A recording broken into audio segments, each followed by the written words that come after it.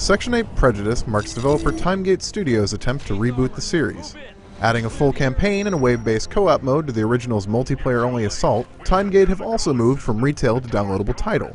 But amidst all that content, it's hard to find something worth recommending.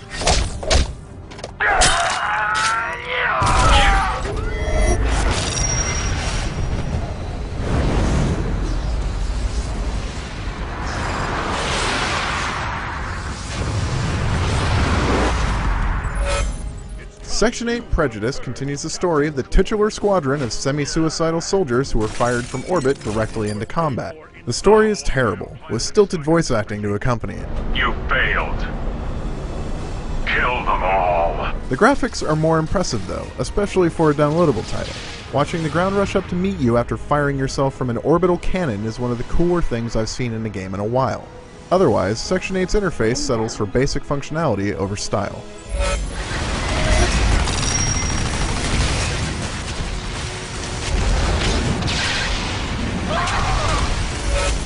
Section 8 Prejudice features 3 modes. The single-player campaign is the worst of them.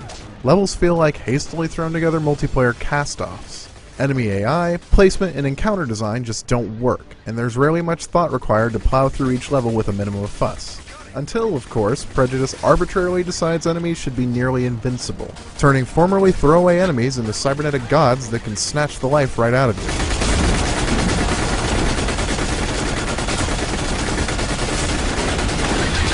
The objective-based multiplayer mode Conquest is better, but only just. While you'll have access to a huge number of equipment variations, weapons, and upgrades, Prejudice does a terrible job of differentiating between any of it.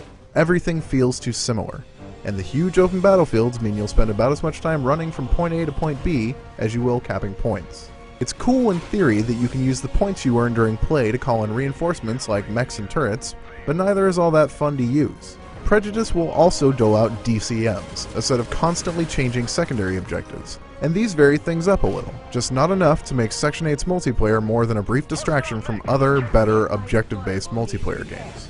The sole remaining light left in Section 8 Prejudice is the wave-based survival mode, Swarm. Here, combat is relegated to a smaller, constrained area, and there's always something to do. It doesn't do much new, but this kind of game mode has demonstrated time and time again that it's more fun to shoot dumb AI with friends.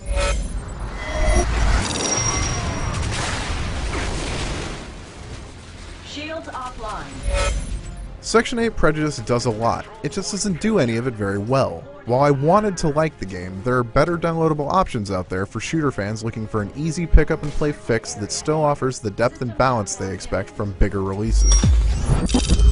Timegate Studios made a daring jump, but it couldn't quite manage to stick the landing. For more on Section 8 Prejudice, check out IGN.com.